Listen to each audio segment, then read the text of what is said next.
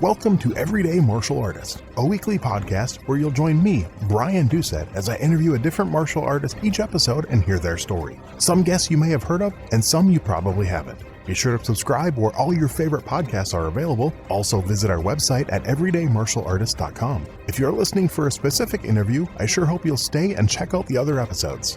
A very special thank you to Topher Williams for our custom theme music. And now, the newest episode of Everyday Martial Artist. Everyday Martial Artist is brought to you by KOOnline.com for all your martial arts needs. Sparring and safety gear, rank belts, uniforms, weapons, patches, and more. Wholesale supplies made by martial artists for martial artists. Visit us today at ko-online.com. Hello and welcome to Everyday Martial Artist. I'm your host, Brian Doucette. As we do every week, we have a brand new guest on the show talking about their life and journey through the world of martial arts. My guest today is a lifelong martial artist with black belts in multiple styles. He got fed up with martial arts supply gear and decided he just found his own martial arts supply company. He's also hosts a critically acclaimed podcast. I'd like to welcome to the show today, Jeremy Lesniak. How are you doing today, sir? I'm great, Brian. How are you? Thanks for having me on. It's a little early. Normally we're recording at about 8 in the morning my time. I think it's 9 your time. It's 9 here. Yeah. I've been up for hours. We do a morning show. I roll out of bed and start running at 6:30. Nice. See, I got to get. Normally on a good week, I usually get up at 4:30, go to the gym before I go to work and stuff. But it was a day off, so I'm like, I'm gonna sleep in. But then I'm like, hey, that's it. That's the time he can do it. I'll do it. So I've done about 3 this early. But I know as a professional voiceover artist, I know what time my money voice is. That's a term. A lot of voiceovers. My money voice is like 10 a.m. to 2 p.m. But that's also hard for me to record during that time frame. So it's all good. And do you have to balance money voice with money brain? Yeah, that's about it. Because for me, the two are separate, right? Like I'm, once the coffee kicks in, that's where I'm my most alert. But yeah, the voice thing doesn't really start to kick in until late morning. Yeah, that makes sense. And I have getting way off topic, but for voiceover, I have a lot of clients who are overseas that want me to record. Like I've had to record at 3, 4 in the morning before, and I'm warned them. I'm just you're going to get my Jack Nicholson voice if you want to record that early. And it's like, good morning, boys and girls. It's like, before I have breakfast or a protein shake or something, a little scratchy, but it works out. So, hey, you do what you got to do, right? That's right. But like we do with all my guests, we like to jump into the beginning. I'd like to know what led to that first spark, that first interest in martial arts, and kind of how your martial arts journey began. Yeah.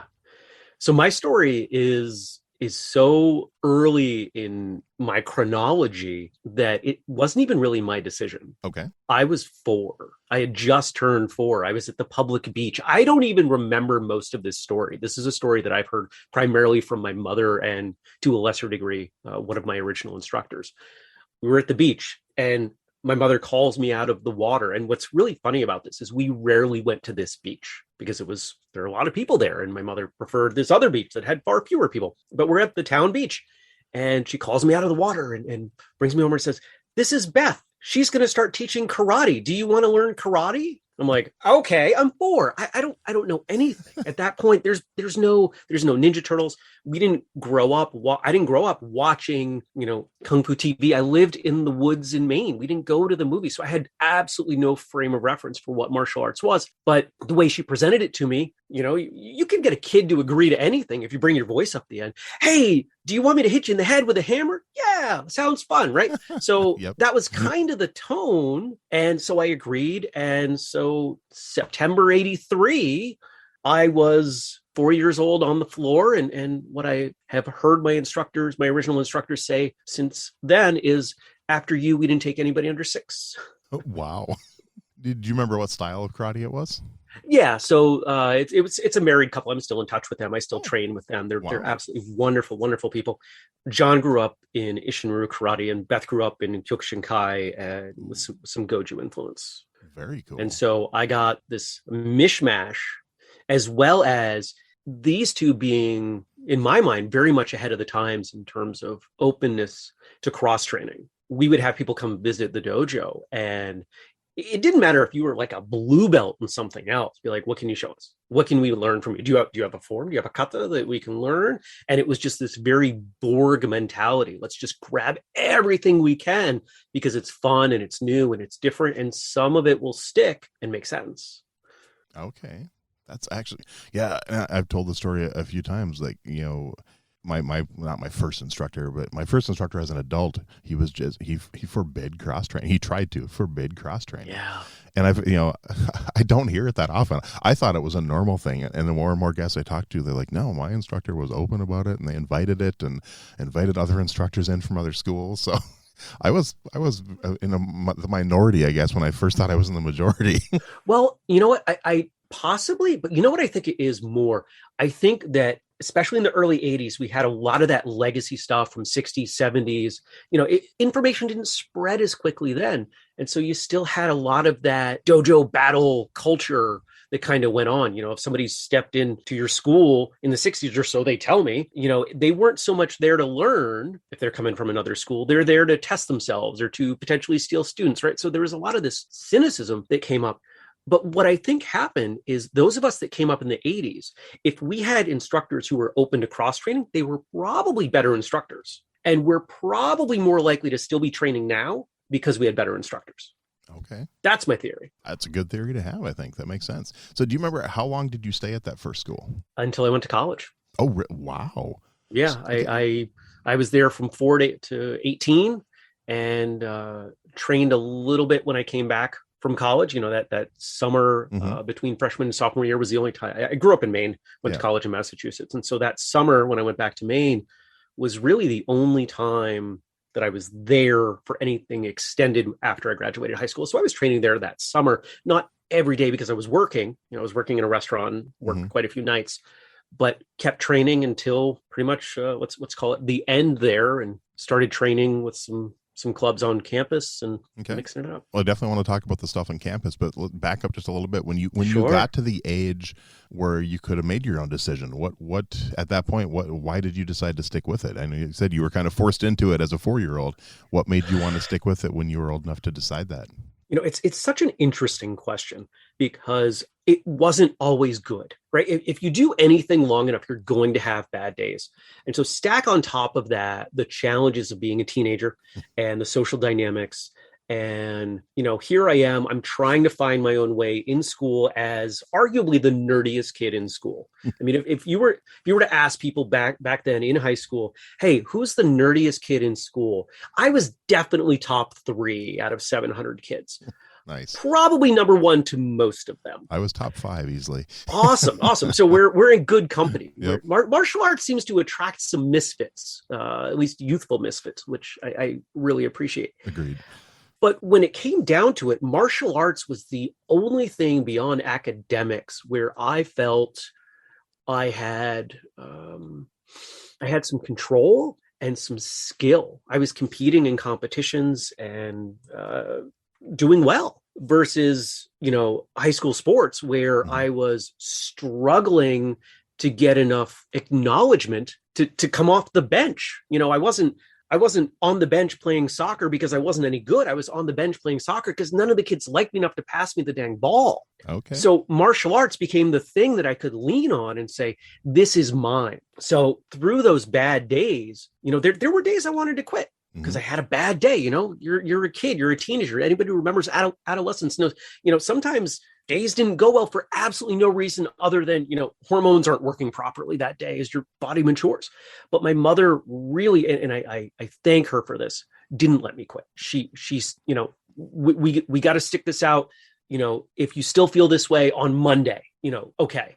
So she had the good sense to not let me make knee-jerk reactions. And once I got to 16, 17 years old, I was the nerdiest kid in school, but I was also someone that even though they picked on for my martial arts skill, they'd all seen my picture in the paper enough that they said, maybe we're not going to actually test him. That makes sense. See, and mine was a little different where I kind of kept mine a secret. Like a lot of my friends didn't know. I mean, other than the ones that were in class, because I thought I'd get picked on more if they knew I was in martial arts. So, I talk about it like at class reunions, and friends are like, you did martial arts back then? until I got to college, and I actually showed up one time back home in a martial arts t-shirt. I was like, "Oh, you started this?" I'm like, yeah, I've been doing it for 10 years. Nice. So yeah, kind of a little different there. Now you mentioned competition. So what drew you to competition, and what aspects did you compete in? Competition, the first time I competed, there were probably like 3 tournaments through the year, maybe 4 in Maine. This is the early to mid 80s. And there's a photo, I think the oldest martial arts photo of me. We've got it narrowed down to one of 2 tournaments, and I think I'm 6. I think I just earned my yellow belt. Okay. And did a couple in there, but getting a 6-year-old to really dial in and practice for competition, that wasn't a thing that worked well. So it kind of went on hold until I think I was probably 13 or 14. And I don't know why it started then, but I know why it continued. And it's because it was an extension of me finding my place. Okay. So martial arts was the thing I was skilled at. And here's the validation that, let's face it, every teenager is looking for something to point to and say, I'm good at something. And that's where I think competition fell in for me. I was competing in forms and weapons and fighting. Those were the 3 core things that happened in these tournaments that were around me. And, I started competing heavily as a brown belt, earned my black belt, and remained competitive in that sphere. I was under 18. So, and really found that I loved forms. It took me some time to find my way there. But once I did, I did really well. And, sparring, I did okay because I had plenty of practice, but it wasn't my jam, right? Like sparring was fun, but it got to a point, and I don't want to be immodest in this, because I think the mindset led to the results, not the other way. But when I stepped into a tournament, I knew I had my forms division sewn up, and I was pretty darn sure I had my weapons sewn up. And the sparring, I was like, let's see how today goes, right? But and I've said this even since, when I step out on the floor, because I compete, once a decade now. When I step out on the floor, that's my floor for those 90 seconds, 2 minutes, like that's my floor. And back then, that was so important to me. Not so much the result, but the fact that I had an opportunity to do my best with the attention of those around me, and it was up to me. Very cool. And I liked that. Yeah. So what was your weapon of choice in competition? Initially it was bow, but everybody else was doing bow. Yep. And it was really hard to stand out, because this is the mid 90s, where there was a lot of there was a big shift, at least in the New England area. You had a lot of shift from traditional into acrobatic stuff. And I know that stuff had been happening prior, but it really seemed to go fast at that point. From 94 to 96, it was like, whoa, we went from traditional stuff winning to big, flashy, screamy, shiny bow. And my mother was my coach, and for good and for bad. And I remember sitting down one day and we talked about it. It's going to be really hard to be better at bow than these kids who have been training bow competitively for 10 years. Right. I'd used bow, but wasn't great with it. So we looked at what is no one doing? And the answer was Sai. And in part, Sai was because, I was a huge Ninja Turtles fan. I loved Raphael. So it's like, I had a pair of Sai, and we just kind of jumped into that. And I don't remember the results, but I know early on it went well enough that it was like, all right, let's do this. And after a few years of doing well, I wanted a change, and so stepped in and did a sword form, and really learned that. That was my final year on the circuit. Okay. That was the big thing that I'd shifted. So did you ever do any of the NASCA tournaments, or was it a different out there? At the time, I think the closest NASCA tournaments were Southern New England. Okay. And, I went, honestly, I'm trying to remember. There were a couple of tournaments in Connecticut and Rhode Island that may or may not have been on the NASCA circuit at the time. Okay. I've interviewed a few NASCA people, so I was just kind of curious. You might have crossed paths with them back then, because they were both youth competitors, probably in the mid 90s. So and did mostly like I think one did very traditional form, the other one did like the musical form. So artistic, but yeah, it's definitely. I do appreciate the tournaments where they separate those two. Yes, and the circuit that I was on, it was you would see music in Grands, but you wouldn't. There were rarely musical divisions at the tournaments I was going to. Oh, okay. Some of the bigger ones had them, but that wasn't, the only time I pulled out music was for Grands. Nice. Yeah, my first time seeing a musical one, I was watching a friend compete, and we stayed for the Grand Championships, and I think it was 91 or 92. At the Diamond Nationals in Bloomington, Minnesota. Yeah. And I ended up going down and watching those like 7 years in a row, which is where I've met a few of my guests now, which is kind of nice. But, yeah. Now, of course, you mentioned trained there through high school and then went to college. What are some of the styles you got involved in college? My freshman year, I didn't have a car. And the only thing that was on campus was this karate club. I went to Clark, Worcester, Mass. And we had a karate club on campus. I was like, all right, let's see what's going on here. And it was okay. I'm not going to name the style because it wouldn't take long to track down. It's kind of a Shotokan derivative. Okay. And some of the people that were involved were great. Not all of them were. And I knew that it was filler. I just wanted to train, even though it wasn't where I wanted to be, because where I wanted to be required a car. Right. And I did that through my sophomore year, close to the end of my sophomore year. And, everybody assumed I was going to take over as president of the club. And there had been a capoeira club starting on campus, and I was doing that too. And then I got a car and I was like, sorry guys, there's something way better over there. And I'm going to go there. Even though the reason I went to this school was academic, there was a martial arts school run by someone that I had met competing who I absolutely loved. And I said, if I go here, I can train with him. And so I had the good fortune to train with now Shihan Wayne Mello, a wonderful, wonderful man, wonderful instructor, wonderful competitor in Worcester. And spent 2 years hanging out with him and did capoeira through those last 2 years and just had a blast. That's so you. Wow. You're the first person I've actually talked to in person that studied capoeira. Well, second person, but that was a completely different situation. But no, you obviously have to be not just athletic, but acrobatic to do that style. Talk a little bit about capoeira. That's a style that I always, ever since seeing the movie Only the Strong with Mark Dacascos. Well, technically the first time I saw it, if you remember, you're a kid from the 80s too. Do you remember The Quest? Well, do you remember Rooftops? No. Oh my God. Jason Gedrick from Iron Eagle. I've never even heard of this movie. Find the movie. Find this. Well, so in the movie, I have to go back. I haven't watched it in probably 30 years, but it's a cheesy 80s movie about these kids who do combat dancing on rooftops in the city. I don't even remember if they use the term capoeira, but yeah, it's that was the first time I saw it. And then when Only the Strong came out, I'm like, ooh, that's like rooftops. Yeah. So and there are only like 2 scenes in that movie where there's actual capoeira, which frustrated me. Yeah. So just talk a little bit about that style, because it's always just I just think it's a beautiful style. My philosophy for martial arts, like we said towards the top, I've always been encouraged to try new things and cross train. And not that we even use those terms. It was just, if you have the opportunity to train with somebody who does something different, try it. You never know what you're going to learn, what you're going to bring in.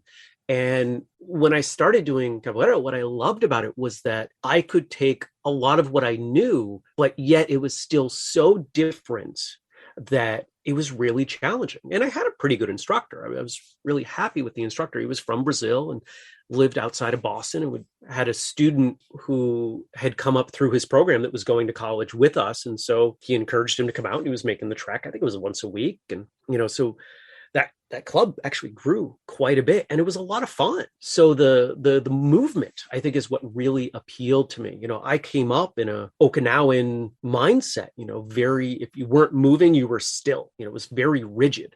Right. Whereas capoeira is the exact opposite. You are in constant motion.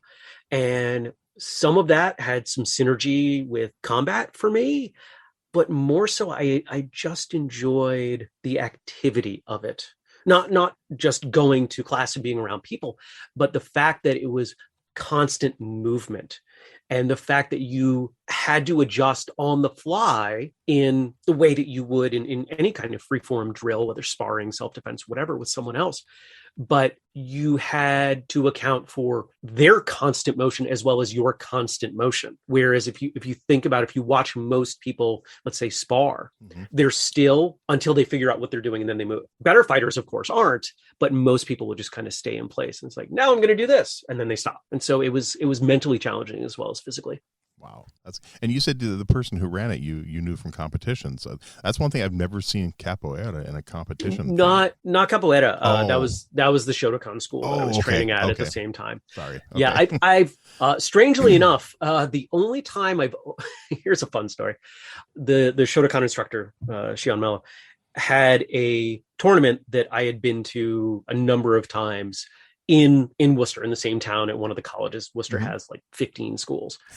And I was there refereeing for him, probably my junior year. And I'm in a chair, I'm a corner ref, and there was a capoeira person, and something didn't go well. The head instructor didn't like something going on. I don't remember all the details, but somebody with him was causing a ruckus on the sidelines. And so he makes eye contact with me and he's yelling at me. I'm like, I have nothing to do with this. And I, in my mind at the time, very nicely encouraged him, come talk to me. Instead of yelling at me, come talk to me. That was perceived as a challenge, which it was not meant to be a challenge. It was, no, just instead of yelling at me, come talk to me. And let's see if we can find, and because he was, let's say, hot under the collar at the time, it was, oh, you want to go outside? I'm like, no, I don't, not at all. I want to stay here in my chair. Wow. I felt very safe. There were dozens of people in that room that I knew very well that would have my back. Right. But it was just so funny that it went so quickly from one end to the other. That's hilarious. That's actually great. So then during college, any more styles? Well, you were in college, or mainly those two? No, it was those three schools. Okay, yep. And it was great. Had a lot of fun, met a lot of great people. How about graduated. after college? Any new styles after that? So after college brought me to Vermont, where I remain today, and had a big decision to make. Do I train with somebody else? And started looking around, or is it time that I put my own shingle out? Is it time I open my own school? Mm-hmm. And looked around at what was available. And at the time, none of it resonated with me. That has since changed, and there's some irony in there. We'll throw some foreshadowing at it if you want. So I started my own school. Okay. And I started my own school at the same time I was starting my own IT consultancy. Oh. Because I'm insane. And ran that school for 2 years, got some students up to Blue Belt, had a lot of fun, learned a ton. Oh man, I learned more in those 2 years of teaching than I did in my prior years combined. At that point would have been, 18 years of training. And realized that my day job was getting the best of me. Right. And I was exhausted, and I was stepping into class and my students weren't getting the best. They were getting a pretty poor version of me, and I couldn't handle it. I couldn't handle not giving them the best version of myself. And so we shut down the school. Oh, that's too bad. It was really hard. Yeah. That's something you always hate, especially when it's something you built yourself. You always hate to close the doors on that. So, yep. Okay. And kind of meandered for a little bit after that, trained on my own and said, I got to do something. And there was a Taekwondo school in town.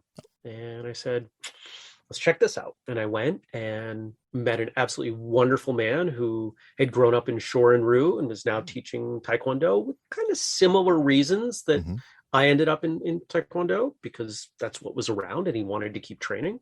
And we hit it off and trained actively there for, it's hard to say because it faded as I moved further and further away from the school, but trained actively for, let's call it, a decade. Oh, wow. Okay. Do you remember which system of Taekwondo that was? ITF. Oh, okay. Cool. Was that like part of the Junri system or? Yeah. Okay. Yeah. Junri would have come through ITF, if I'm remembering my history correctly. Yeah. Yeah. You ever read A Killing Art? Oh yeah. Yeah. I've actually recommended that to anyone who's ever studied Taekwondo. Such a good book. I've had the good fortune to talk with both Alex Gillis and was incredibly fortunate Junri came on our show. Oh wow. At one point. Okay. But yeah, you want to feel bad about training Taekwondo, read that book. That was hard. Alex and I had a couple conversations after the fact because it was tough. It was tough. Anybody who's read the book is nodding along. Anybody who has not read the book is going, what the heck are you talking about? There's some intensity to that history. It's come up on at least 6 episodes. I think I've mentioned that name and recommended it to people. So and my Taekwondo instructor recommended it to me. So, and I read it in a weekend. So it's a good book. It's a good book. Nice. All right. So then you about a decade, and any other systems or schools after that? What happened after that? So one of the things that catalyzed me, I don't want to say stepping away or moving away, because that implies it was active, and it wasn't. It just kind of happened. Mm-hmm. I live 45 minutes away from that school now. And even my instructor, he said this one day, and I don't know that I fully agree with it, but he said, I've taught you everything I can. And I still love him dearly. He's still one of the best people. And he is the best instructor I've ever seen with children. I have utmost respect for him. But I started looking around, what's next? And one of the things that happened was early on in the history of our show, I was blessed to meet Bill Wallace. Oh, nice. And part of that was through hosting Bill Wallace for a seminar, through our brand, through Whistlekick. And I was running the event, so I didn't get to train. And I reached out, his senior student, Terry, lives in Manchester, New Hampshire, so about 2 hours away. And I reached out and I said, hey, Terry, can I come down for like an hour? Can you just show me the fundamentals? Because I didn't get to train, and I'm kind of bummed about that. And he's like, yeah, come on down. So I went down and hung out, and we did some stuff. And he's like, hey, your kicks are pretty good. And I was like, cool, thanks. He's like, what would you say to testing under Bill? Okay. Does somebody say no to this? I'm not really sure what I'm supposed to say here. It seems like a foregone conclusion. And yeah. So, okay, well, we got to get you ready. We'll do it. Let's do it in April. And I think at that time it's like November. Mm-hmm. So I went down, we scheduled every like 3-4 weeks. I went down and did a couple hours private lesson, trained on my own. And a couple sessions later, he says, I'm sure he's going to pass you. Every time, or rather, I'm sure he'll pass you. We get together as black belts in the organization once a year to train together. It's in Florida. Do you want to go? And I'm like, yes. Like, again, am I supposed to say no to these opportunities? Like, this is ridiculous. So here we are, it's March, and I'm in Tampa with Bill Wallace and all of his black belts. And I'm just like, wow, this is amazing. And we're training, we're doing our thing. Now, I had never really done any kickboxing. I'd never done any continuous sparring beyond the safety of the schools that I trained in. Right. And when I competed, remember, I competed as a kid. So contact rules were a little bit different. I wasn't used to it. And I end up with this guy. And if anybody's listening who is part of this organization, you're going to know exactly who I'm talking about with zero description. And he was kind of a bully. He kind of liked beating up the new guys. And we're sparring, and he's not hitting me that hard, but he's just taking me to task. So here I am, and I've been training for, I missed the part where I did BJJ for like 3 months. Okay. There was no bowing, and I missed that. I missed the formality, so we don't have to dig into that. But here I am, and I'm getting my butt kicked. And after that round, I got to go to the bathroom. And I went in the bathroom and I sobbed. Oh, wow. I cried. Here I am. I mean, this was 5 years ago. I'm in my mid 30s, and I'm crying because I felt like everything I had learned was in that moment. I felt like it was a lie, and it really changed the way I approach training and martial arts. Now, this is the point where some people are listening and they're going to say, oh, Jeremy became more focused on self-defense and reality-based stuff and did away with all this traditional training that doesn't work. And no, that's not it. What it changed for me was my realization that the reason we all train can be really different. Most of the guys training in the Superfoot organization like mixing it up. They like going hard. Mm-hmm. I don't. I still don't. Most of the guys have done full contact kickboxing matches.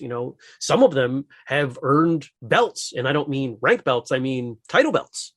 Oh, wow. And they've done amazing things. I have never had any desire for that. Okay. But what it allowed me to do was see, oh, here's a hole. Here's a hole in my training. And now I get the option to choose to address it. And I did, and I continue to. So up until the pandemic, because, pandemic changed everyone's lives, I was training in Superfoot kickboxing. There was a Kempo school that a friend of mine was running in, let's call it northern Vermont, about a half hour, 45 minutes north. And I was training with those guys once a week. And my original instructors started teaching again. So I was making, monthly trips to Maine to, 3.5 hours, 4 hours each way. So I had all three of these things going on, and I was loving life. Oh, it was the best. Nice. That's actually, you'll have to, when we're done recording, I'll have to tell you my Bill Wallace story. You'll appreciate it, and I think you'll love it. And I will tell you the one that I cannot tell publicly. Yeah. Well, see, I could tell this one publicly, but he's another one who I'm hoping to get on the show because I want to tell it to him on the show. I think he would love it. I'm sure he'd remember it too, but it's about the first time I met him. He remembers everyone. It's bizarre. Then he will, because he remembers everyone and everything. He remembers. You can ask him details about any of his fights. Wow. He'll tell you everything. Wow. He could tell you. He might even, with some of them, be able to go blow by blow per round. His memory is remarkable. That's I've only got to meet him once, but like I said, it's everyone I've told the story to has laughed their ass off. So I'm looking forward to telling you. But so let's shift gears a little bit now. Back up, I think it was 2010 if I remember reading it correctly. Talk about Whistlekick martial arts gear and the kind of the story behind that and how it came about. I got sick of buying gear that after a month started falling apart. And that's really what it was. I've been training a long time. And early on, I was probably 6-7 years old when we started using gear in the dojo. And it's like, okay, you buy your gear and, you have it for a few years and it starts to fall apart and maybe put some tape on it. And it was fine. But I bought enough gear over 20 years. I was like, this stuff's getting worse. Why is it getting worse? It shouldn't get worse. And so I would go home from Taekwondo, and this was 2010, so the internet was definitely a thing, but it was harder to find things. I was like, there's got to be somebody making better gear. And after a year of, just digging around once in a while, I said, fine, I'll make it myself. And it took years. It took years to scrape together the money and to borrow the money and to find the prototyping firm and to find the factory. And it was a variety of things coming together that were not statistically likely. And, next thing I know, I'm in Mexico and we're designing some gear and of course it's all in Spanish and my Spanish isn't good enough for that. And so one of the owners is bilingual and he's the go-between. And I just see the look on the I guess you'd call it the foreman's face. He's like, he wants me to do what? Because some of the things I was thrown out, I want this, I want this, I want this, were just so bizarre to them. And I spent New Year's Eve, 2012 into 2013, doing the first Whistlekick website. Wow. Because we had gear. And to this day, aside from some of the content things that we do, like our podcast, that's still the thing that we're best known for. We've done a number of things around uniforms and other training equipment, but our gear is the thing that people recognize us best for. Yeah. And like I said, I've looked through I've never used the gear, and honestly, until I heard about your show and researched it, I'd honestly never heard of it. But we're kind of a small fish. Yeah. I mean, I'm fully admit that, but I also myself, I don't compete, so I haven't bought gear in a long time either. Sure. But yeah, sure, I mean, it looks, and I've read reviews and stuff, and it looks like you make some damn good quality stuff. So it's impressive.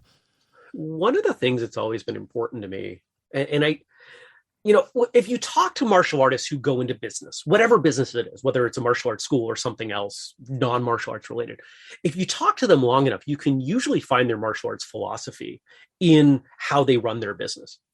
My philosophy coming out of my training was it's got to be good. It's got to be a better value. So we actually will aim for slightly higher price, but clearly better product. Right. Because that separates us. I don't want to compete on price. Competing on price, we're too small to do that. You compete on price, and as a little guy, you're going to lose. I mean, look, I'm not going to name the competition, but they're all much bigger than we are. All of them, every one of them. Yep. And so, why do I want to try to do the thing that they do really well? Namely volume and great price, when I can't. I'm going to lose money. So how do we make a better mousetrap? And that's one of our core philosophies. If you see the logo on something, it's going to be a great value. Nice. That's great. And I will definitely put a link out there on the show notes too, because that's, thank you. Yeah. Oh, gladly. And then I'm kind of curious about, I was reading about the podcast, but then through reading about the podcast, I also read about is this like a video, the First Cup with Jeremy? Which came first? First Cup with Jeremy or the podcast? No. First Cup is an interesting story. So the podcast is kind of a straightforward story, similar to your own. We wanted a podcast, and at the time there was one martial arts podcast, and I wanted to work with them. I wanted to sponsor them, and it didn't work out. Not for any negative reasons. Like there wasn't like fighting or anything. Mm-hmm. It wasn't what they were set up for. And so I wasn't going to do it, because especially if you'd known me back in 2014, 15, I was still a pretty shy person. And the idea of me doing a podcast like that didn't make sense to me. Like that's not what I'm going to do well with. And so I reached out to a friend, and we had a couple meetings, and he was all ready to go. And like, he was the guy, he was going to kill it. And then, and I say this jokingly and lovingly, because he will laugh if he ever hears me say this. The idiot went and had a stroke and nearly died at 45. Okay. So next thing I know, he's in the hospital and ends up at his now wife's, quite far away in Tennessee. And sorry, Jeremy, I'm not going to be able to host your show. Fine, I'll do it myself. It's a little bit of a recurring theme here. Right. And started much the way you did, reaching out to my friends. One of the early bits of feedback we got was, why are all these people Taekwondo people? Because that's who I knew. Yep. It wasn't that I was making a Taekwondo podcast. It was that my best friends who trained were Taekwondo people. And one of the things, he's actually really proud of saying this, the first guest, gentleman, Houston Alexander, who lives a few hours south, we came up competing together, never against each other, because he earned his black belt sooner than I did. But when I reached out to him, it was, hey, I got this gear and I'd like you to be on this podcast. And he's like, I remember you. It'd been 20 something years, but he remembered me. And it was from those relationships that I built, and we just kind of move forward, grew. And the morning show was, how do we get more video content? Because, at the time, I don't think we'd done any video.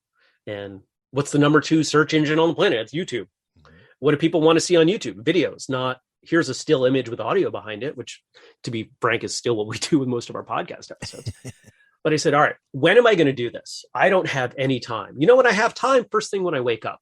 What if I sit on the couch in my bathrobe and drink coffee and talk about martial arts with people who happen to show up live on YouTube? Nice. Most ridiculous premise for a show I could come up with.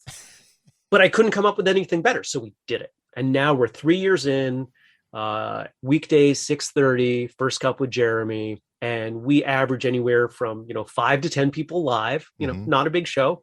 And then we get a few dozen who watch later on through the day or listen to it in audio form. It's not the core of what we do. Right. But let's face it, I don't have to do anything. We don't edit it. We do nothing. Shout out to Frank who handles the back end stuff. But it's a fun concept. And though they all kind of they push me to step away from the bathrobe, I actually wear real clothes now. Okay. And the link for that, they just search for that on YouTube, First Cup with Jeremy? Yeah. Okay. Yeah. It shows up on our feed. Okay. It live streams to YouTube, Facebook, and Twitter. Okay. And then the Whistlekick podcast. So you're at 645 episodes in now. Something like that. How often do you do them? Is that a set release schedule? It's 2 a week. 2 a week. Okay. Wow. Yeah. We do an interview show, very much like what you do here. Every Monday, and then Thursday we usually have something that's topic driven, and that floats around. That can be different things. Sometimes it's a Q&A episode. People will write in. Sometimes, like next week, we're going to have our latest How to Fight episode, where we bring on a guest who's been on the show, and we watch a movie prior, and then we talk about how we would fight that main character. So we did How to Fight Jeff Speakman, and How to Fight. Who else? I think I saw How to Fight Seagal. Van Damme one I saw. That was a good one. Yeah, how to fight Van Damme in Kickboxer. And those have been a ton of fun. They're a lot of work, but they're a ton of fun. So we just playing around, doing different stuff. That's cool. And I mean, in a couple of years, you guys built yourself up to the top martial arts podcast out there. So congratulations on that. Well, thank you. Any list I look at, you guys are number 1, which is impressive. Well, thank you. Because I know when I first started talking about doing my show, like you said, I was like you. I've been thinking about this for years. So when I looked, there was 1 or 2 out there, and of course now there's probably 20 or 30. I waited too long, also. But there are a bunch, and to the point where I've never cared if we were, the best, the top, whatever. I wanted to do our thing because I know it's good for our business. But I also didn't mind leveraging the resources we had to help others. And that's where actually the way you and I became initially connected was martialartspodcast.com, Yep. which, we're doing some cool stuff with that. And it, shout out to Elke, who's in charge over there. And that site went dormant for a little while till she came around, because I didn't have the resources to maintain it personally, mostly time. But the whole idea is, look, I believe that if you find a martial arts podcast you like, you are more likely to remain a martial artist. Right. I believe the world is better with more martial artists. I believe martial arts makes people better. And the whole business model for Whistlekick, it's not about a podcast or gear. It's broader than that. If people are training and training longer, we get more people training, more of them are going to find some of the stuff that we do, and we're more likely to make some money. So if somebody comes along and they find our podcast, they find Martial Arts Radio, and they're like, this is cool, but I found this other one I like better, go listen or watch that one. Mm-hmm. Because even though we may not get you, so to speak, from our show, we're going to get you because you're going to train. Right. And we're trying to make cool, different, innovative stuff there. Because when we started our show, there was nobody around to help me. I don't mind helping other people. And last I looked, there were close to 24 shows over there. Yeah. And there are more that we're adding because there's so many, especially the BJJ shows. It seems like everybody who trains BJJ has a show with 3 of their friends, and they sit down and drink beer and talk BJJ. I actually just found a new martial arts podcast last night that one of my guests sent me, that one of her students runs. Nice. So I'll have to send them to your website also. Please be on there. Please. But I haven't been able to listen to her show yet, but I just subscribed last night and plan on listening later today. So kind of shifting gears a little bit. Yeah. Now, what advice would you give to someone who approaches you? They've never been in martial arts in their life. They're thinking of getting involved. What would you tell them to look for in an instructor, look for in school, and what are some things you'd maybe tell them to avoid? Now, I don't know if you're intentionally asking this question because it gets to a massive pet peeve of mine, or if this is something that you ask everyone. I ask everyone. And I am not familiar enough with your show to know how everyone answers this. But the common answer, if you talk to many martial artists, is they recommend style first. They're like, oh, you should do this style. Oh, you're built this way, you should do this style. Or your goal is this, or my instructor's the best. And it's all this, and I think that's the last question. Why do you want to train? Mm-hmm. What schools do you have available? Do you have time off? Can you go? Logistically, can you get there? Or do they run classes when, your kid's Boy Scout troop meets? And for me, it's initially a logistical question. Why? What meets that why? What about the when? And then what's left? For most people, there are 2 or 3 options. Right. And one of the things that bums me out is when you flip that, when you get people thinking style first, because they talk to someone who, has trained 3 months or 3 years, or even 30 years of martial arts X, that person says, oh, well, this is the best, you've got to do this. And there's a martial art right now that I think very highly of, but sadly, a huge percentage of the practitioners have their blinders on it and they don't see value in anything else. And most people will probably know what I'm talking about, but I'm not going to name it. And if that person that is asking the question, what should I train? What should I do? If they become convinced that martial art is what they should do and is really the only option, but they can't get there, or there isn't a good school around them, they don't train because they've been convinced that is the only thing and anything else is a false choice, a wrong choice. And I think that's so foolish.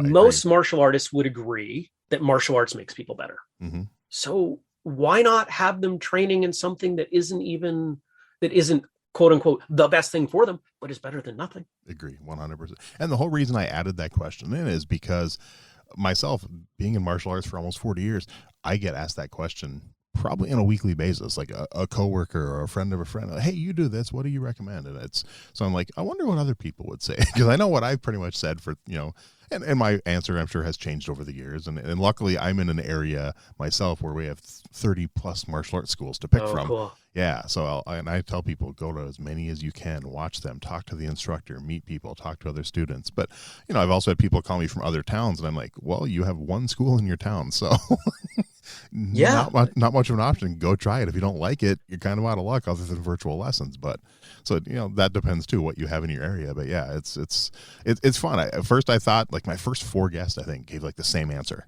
And like, oh, this is, I'm gonna pull this question. Then I started getting a few different ones. People, different stuff. And one person that just said, just pick the one that's closest, because that's what's gonna work best. I'm like, oh, well, maybe that's a huge piece. Yeah, it's a huge piece. Yep. One of the things that I will tell people that I don't hear everyone say, and we talk about this on the show periodically. We've done a few episodes for non-martial artists to help them, and for martial artists making these recommendations. I think it's important to watch. Mm-hmm. Every martial arts school on the planet wants you to come and train first. I'm an advocate of watching first, because there are things that you're going to see, especially if you're new to training and you get out on the floor, you're nervous, maybe you're even afraid, and you're not going to get the same perspective that you will sitting on the side. And most of the time, if I join a school, unless I have prior knowledge of the instructor, which most of the time now I do, I sit and I watch. If I can't stomach sitting an hour watching what they're doing, I'm probably not going to enjoy training there. 100%. And like you said, I don't know if I'd say all, but I'd say 99.9% of schools will let you watch. I've encountered one in my life when I lived in California in 96, 97, that flat out said, "Oh, what we teach is too secretive. We don't allow spectators." A red flag. I know. I'm like, are you kidding me? It was a ninja school, so that should tell you a lot, actually, back then. But, yeah, kind of funny, but yeah, and also I think every school should offer some kind of free intro, whether it's one lesson or 1 week, or I think a lot of schools offer 2 free weeks or something. And if you're good at what you do, whether it's martial arts or something else, you give away some of what you do, because if you're not getting people to sign up after that, if you have to lock them in before they try it, you're probably not that good at what you do. And that's not just martial arts. Right. My day job, in addition to Whistlekick, I'm a business and marketing consultant. And I tell people, everybody gets a free hour, because most of the time they leave that free hour going, holy cow, this guy's got ideas and thoughts, and maybe I should pay him for more of them in the future. And that's been my best marketing strategy. That's smart. So now you primarily studied traditional martial arts most of your life, and you got into competition. So what are your thoughts on MMA and the UFC, and are you a fan? Oh, all right. Are you going to publish my address with this? Okay. It's not my show. I can be a little more direct here. Mm-hmm. The UFC specifically, because there is a difference between the UFC and mixed martial arts overall. Yes. I love mixed martial arts. I don't want to do it. Mm-hmm. I see the value in the mindset. I have friends who are pro fighters. I love watching amateur MMA, because it is Budo, right? It is that spirit of Budo. They beat the tar out of each other, and then they hug at the end, because they're so thankful that they had the opportunity to get better with someone else, right? It's sparring to the 10th, right? It's great. And I love that attitude. But what you see in the UFC, what's changed over the years, is that in order to get dollars, they have leaned into the characterization of their fighters. Yep. And we are now at a point where the most recognizable mixed martial artist on the planet is an absolutely horrible and terrible person. I would not let him in my house, let alone train with him. And I do not believe that represents martial arts. Now, anyone who trains says, oh, well, yeah, it's MMA, it's pro MMA. That's not the same as traditional martial arts. Right. Well, I'll tell you what, in the line of work that I'm in, when I talk to people who are not actively involved in martial arts, when I tell them about Whistlekick, and a lot of what we've done over the years has been around gaining funding, et cetera, the percentage of people who, when I say martial arts, instantly equate that to MMA, if they're making that mental connection, are they likely, if they know the UFC, if the majority of what they see of mixed martial arts is the tomfoolery, there's a non-expletive. There you go. If it is that, do you think they are more or less likely to enroll their kid in the local Taekwondo or karate program? Great point. I would argue less. Yeah.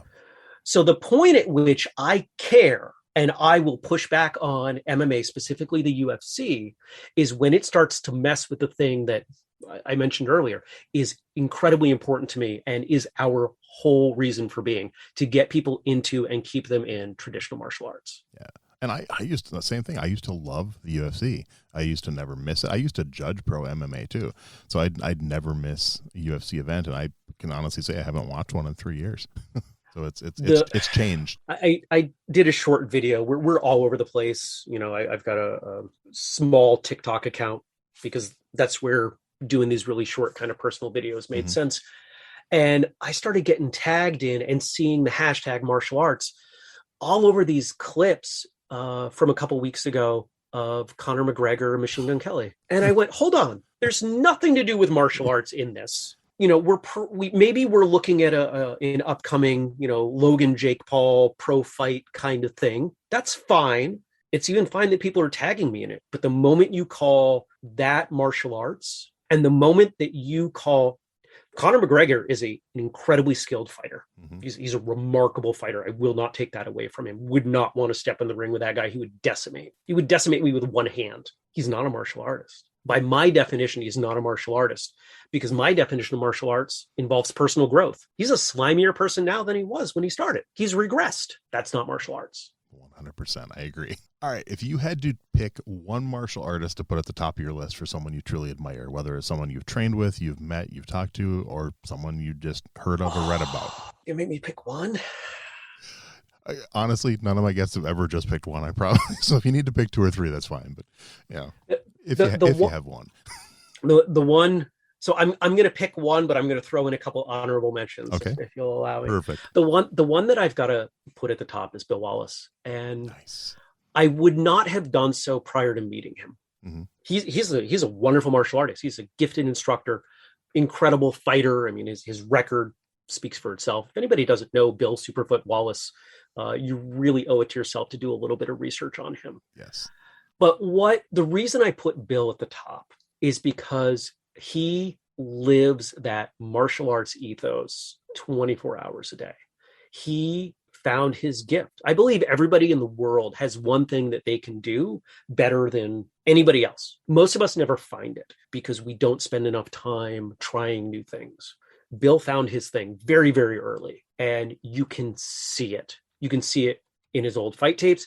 You can see it if you go to a seminar with him, and you can see it if you sit down and just have a conversation with him. The number of people he has inspired to train, kept training, helped grow, including myself, is off the charts. And probably, I mean, the guy's in his mid 70s and he's still doing seminars. Let's remember that. Yeah. He's been doing this for 50 years, like off the hook. Great. Show me somebody else who's done that. Show me somebody else who's touched that many martial artists over the course of their career. Now my kind of honorable mention, my number 2, has done something very similar, but in a slightly different way. And that's Fumio Demura.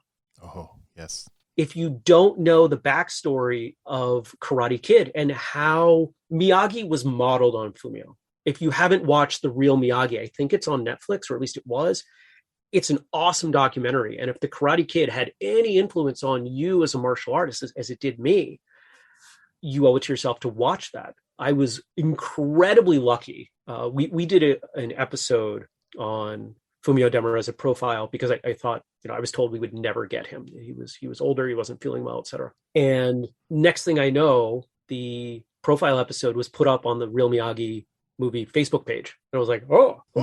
And I reached out and I said, if there's ever an opportunity, I'd love to talk to Demura Sensei. And they went, what's your email address? And an hour later, I had an email from him.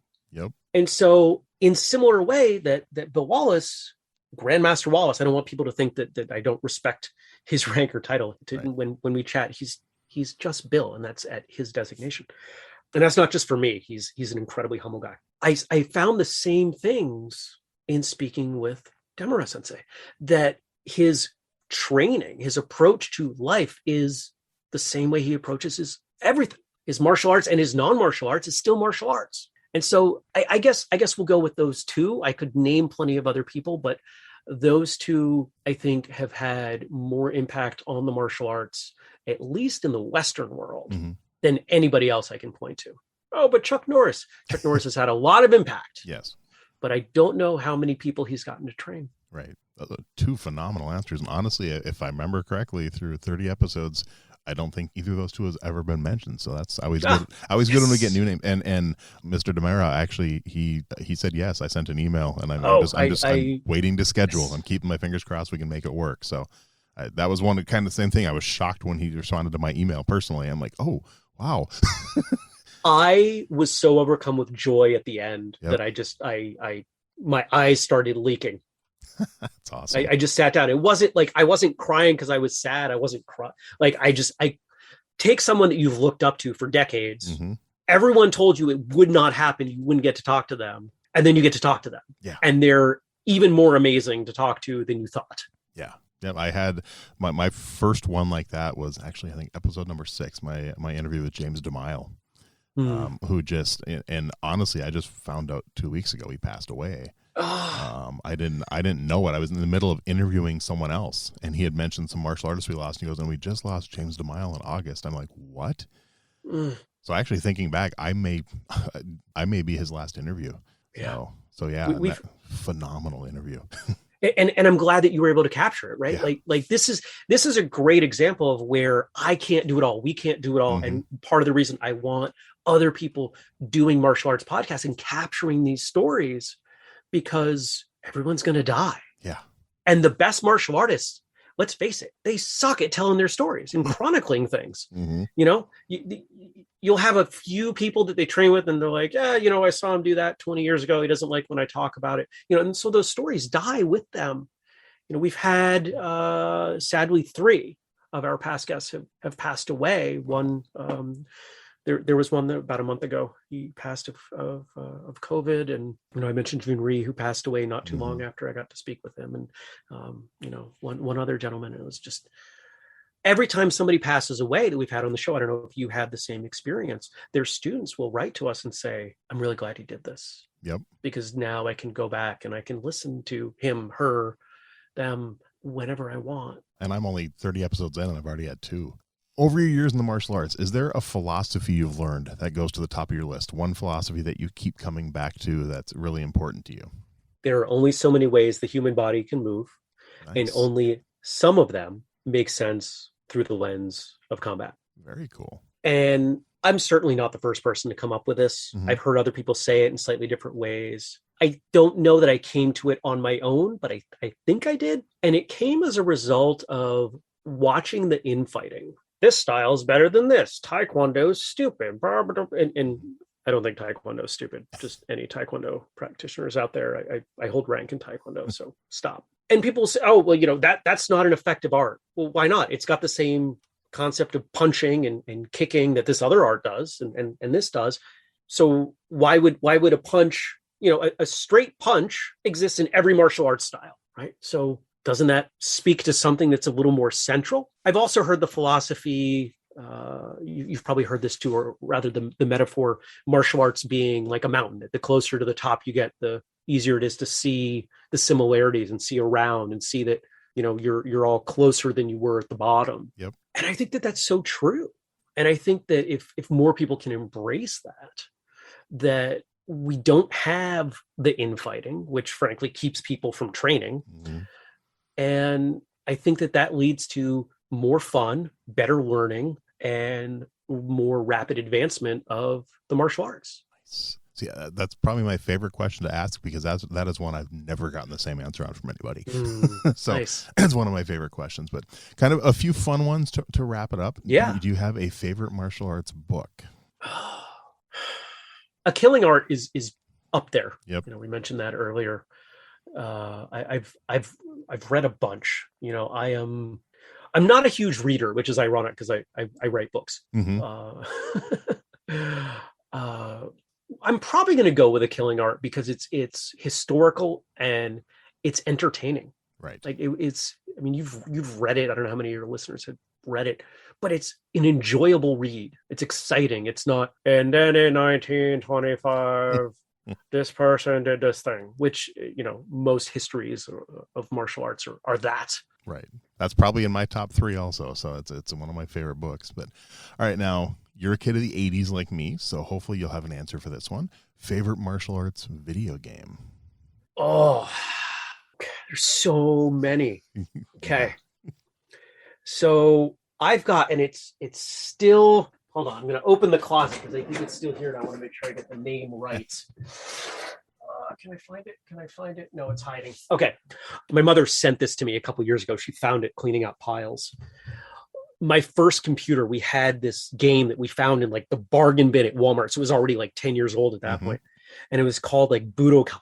And it was the slowest game you could ever imagine. It was basically, if you ever played Kung Fu on the NES, it was similar to that, but like half the speed. It was abysmal to play. Sounds familiar. Kung Fu was a lot of fun. All the Ninja Turtles games were fun. Mortal Kombat, I think, really changed the world of fighting games. And the one other one, I've never bumped into anybody else who's ever played this. The first robot fighting game I was ever familiar with was called One Must Fall. I think technically One Must Fall, like 2097 or something. And that was on computer. I had that on the computer as well. And that was a really incredible game, especially for the time. I mean, they were doing stuff. There were combo moves in there that like no other game had back then. It was pretty sweet. Yeah, I think so we should bring that my back. first one was on a Commodore 64. That was my computer. Nice. Yeah, and so a lot of the games on there were made by third-party developers, so they were rip-offs of other games. So they didn't like, I actually had a game called Bruce Lee that probably had no right to use the name and everything like that. And I actually had one called Kung Fu that wasn't the real Kung Fu game. And so, but I actually went on YouTube and found that old Bruce Lee game just to see the graphics and stuff. It was very entertaining. So nice. All right, favorite martial arts TV show. What was the one? It wasn't around long with Sammo Hung. Martial Law. Yeah. That was the one. Yep, that's actually on one of the local channels here. They replay episodes. So is it really? I That's still cool. watch it. So growing up, I grew up in the woods of Maine. We didn't have cable and there wasn't much coming on martial arts wise. And my mother liked to watch things like MASH and Love Boat and, shows that as a young boy, I had zero interest in. And that was one of the few shows that we would watch together. Yeah. If I remember correctly, it was on Saturday nights, either right before or right after The District with Craig T. Nelson. Wow. Yeah. You're going deep on that, but that sounds familiar. That sounds right. I know it was Saturday night, and I know I used to watch that show also, so I'm pretty sure they were back to back. What I liked about that show is the choreography, and that Sammo Hung is horribly underrated in part because of who he came out of the Hong Kong Opera School, whatever. Yep. Yeah, the Jackie Chan one. Yeah, Jackie Chan, and who was the third? There were three of them that came out at the same time. Anyway. The choreography was great. It wasn't sped up. It wasn't super fast. It wasn't flashy. It was effective. And I remember watching that going, oh, that would work. Oh, that would work. And I found that really cool. So did you like the episodes better with or without Arsenio Hall? That's who the other person in there was. Yeah, we're going back. Your memory for this stuff's better than mine, man. I don't know. I actually didn't mind him on that show. I don't know why. But he's such a riot. Yeah. See, and I'm kind of like you. Some of my favorite martial arts TV shows are the ones that didn't last, like 1 or 2 seasons. Like my first one I remember is Sidekicks with Ernie Reyes Jr. Yep. As a kid. Watched that. That was a great show. And then do you remember Street Justice with Carl Weathers and Brian Genesee? So that actually had Carl Weathers from Rocky and Brian Genesee, who's a expert in Hung Gar Kung Fu. And it was actually kind of like, I think why I liked it. It was like the grown-up version of Sidekicks. Carl Weathers was a cop, and this Brian Genesee was this young kid who he had saved in like Vietnam, and he grew up and tracked him down, and he kind of like helped him solve crimes as he was like a 20-year-old kid. So it was kind of like the adult version of Sidekicks, I think, is why I enjoyed it. But nice. Yeah. Nice. I'll have to find that. And when it comes to that, my memory is I love and The Master was another one. I think it was one season. The ninja show from the early 80s with Timothy Van Patten and Lee Van Cleef. So yeah, cool. And what's her face was in the very first episode. Demi Moore was in the pilot of that show. Wow. Yeah, I have that on DVD somewhere. But all right, final one. Favorite martial arts movie. This one's easy for me. Crouching Tiger. Really? Okay. Yeah. Nice. That one hasn't been given yet. I like that. Crouching Tiger, Hidden Dragon, because of what it was able to do. Mm-hmm. If you look at martial arts movies before and after, you can see the change. Oh yeah. We took a movie that had no English. It was subtitled. It was definitely Eastern in production style and everything. And they brought it here and people watched it and it made money. It's an exciting story. It's maybe not a relatable story, but it's a fun story. and the characters are great. The acting is good. The choreography, some people dislike it because it's not realistic. So what? It's a great story. And the choreography, the fight scenes add to the story. They're not separate. That's one of my things about a lot of the older martial arts stuff is the conversation, the plot is just filler between fight scenes. And they're so disconnected. And I don't like that. It was one of the things I liked about Into the Badlands was they connected. It's one of the things I love about Warrior is it all connects. It's a single experience as opposed to story, fight, story, fight, right? Nice. I just thought of one more question that I need to add to my list because I keep forgetting to ask people this, but kind of on the movie or even TV shows, is there one that you think has had the most realistic martial arts fight scene? There's nothing from TV that I'm going to feel confident pulling from. Yeah, I think you have to go movie on this one. Yeah. This is where everybody's saying John Wick and The Raid. And, I think those work as options, but those, I don't like violence. I don't like the really gory, violent action style. And maybe that's why I like something like Crouching Tiger, because, there's fantasy in there, and I can appreciate the martial arts skill in the fight scenes without, watching someone's disfigured face at the end of the fight. Right. See, I think the first two I think of when I think of a realistic fight scene in a movie is the first Born Identity. I think there's some really good realistic fights in that, and Perfect Weapon. I always go back to that one too, as far as how it makes martial arts look real. I think Perfect Weapon is a wonderful example because if you know anything about Jeff Speakman, if you know anything about his skill, you know that everything in that film is plausible. Yes, 100%. So I think I'll agree with that. I'm not saying I couldn't come up with something better given enough time, but it's a good enough answer. I'll put my name on it. There we go. Cool. Well, Jeremy, I just want to thank you, man. This has been so much fun. I loved hearing your story and learning about everything you're involved in. And this has been a blast. Yeah, no, it's been a lot of, and I'll put links for anything you want me to on the show notes for all your websites and any of your stuff, even your IT consulting. If you want me to, I'll throw that out there and anything I can do for that. But I just, once again, I appreciate your time, and it's been a blast. I appreciate you having me on. Thank you. Thanks for listening to Everyday Martial Artist. We hope you will join us every week for a brand new episode with a different martial artist telling their story. If you enjoy the show, be sure to leave us a review. Also, be sure to check out our website at everydaymartialartist.com. There you can find all of our episodes and contact us to suggest guests and ask questions. Again, thanks for listening to Everyday Martial Artist, and we'll see you next week.